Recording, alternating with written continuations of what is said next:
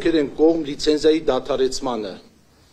Հայաստանի էլեկտրական ցանցերին լիցենզիայից զրկելուց հետո կառավարությունն ու Կարապետյանները օրենքով 3 ամիս ժամանակ ունեն բանակցությունների համար։ Շնորհակալություն։ Այս ընթացքում կողմերը կարող են պայմանավորվել ընկերության վաճառքի շուրջ։ Եթե համաձայնության չգան, գործադիրը կարող է գնալ հանրային գերակաշաղ ճանաչելու ճանապարհով, որն էլ առանց համապատասխան փոխհատուցման չի կարող իրականացվել։ Այն կարող է մի քանի 100 միլիոն դոլարի հասնել։ Անկախ աուդիտորական եզրակացությամբ անցած տարեվերջին Հայաստանի էլեկտրական ցանցերի սեփական կապիտալը մոտ 360 միլիոն դոլար է գնահատվել, չհաշված մի քանի 100 միլիոնի հասնող պարտավորությունները։ Մինչ պաշտոնյաները պնդում են, թե ֆինանսական հնարավոր բեռի վերաբերյալ հաշվարկներ դեռ չունեն, փորձագետներն ու ընկերության սեփականատիրոջ ներկայացուցիչներն ընդգծում են, այս ամենն ի վերջո մնալու է քաղաքացիների ուսերին։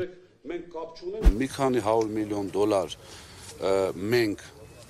այսպես հայ ժողովուրդը վճարելու է վարկերը եղած ընկերության վրա, մի քանի 100 միլիոն դոլար էլ մեր գրպանից բոլորի վճարելու են սեփականատիրոջ։ Ընկերության տնօրենի նախկին պաշտոնակատար Դավիթ Ղազինյանը տեղի ունեցողին կարճ բնորոշում է տալիս։ Ընդամենը մի այսպես քաղաքական քինախնդրության պատճառով,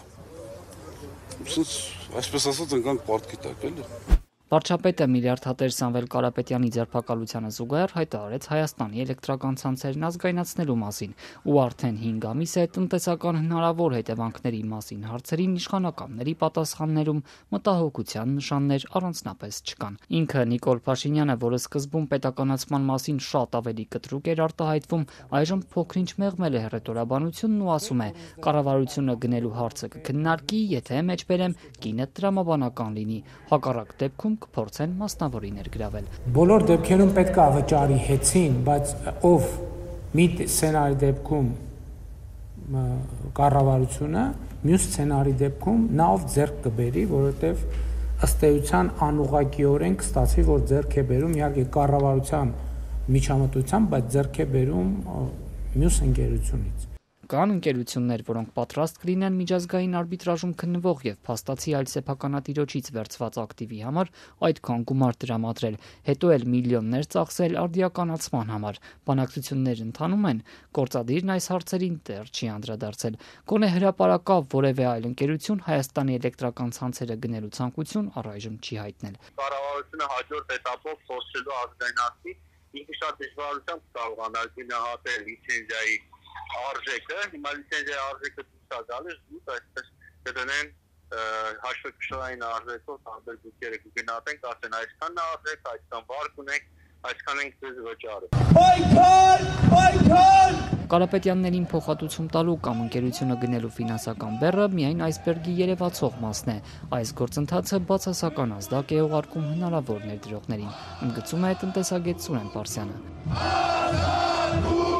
Տարբեր միջազգային խաղացողներին հաշվի առնելով, որ այս ներդրումները իրականացվել է կիպրական ընկերության միջոցով եւ սա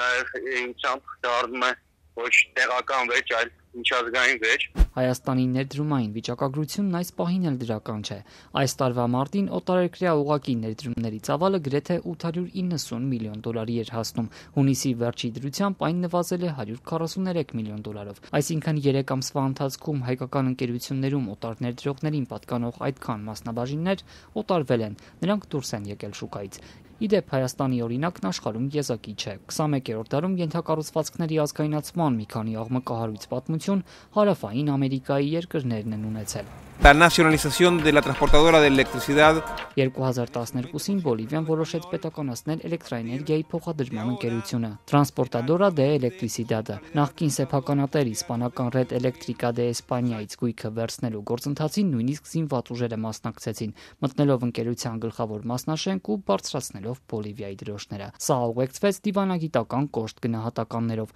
Բրյուսելը մտահոգություն հայտնեց ու պնդեց, որ այսպիսի գործողությունները բացասական ազդակ են ուղարկում միջազգային ներդրողներին։ 2 տարի անց ի վերջո Բոլիվիայի կառավարությունը համաձայնեց 36.5 միլիոն դոլարի փոխհատուցում տրամադրել նախկին սեփականատիրոջը։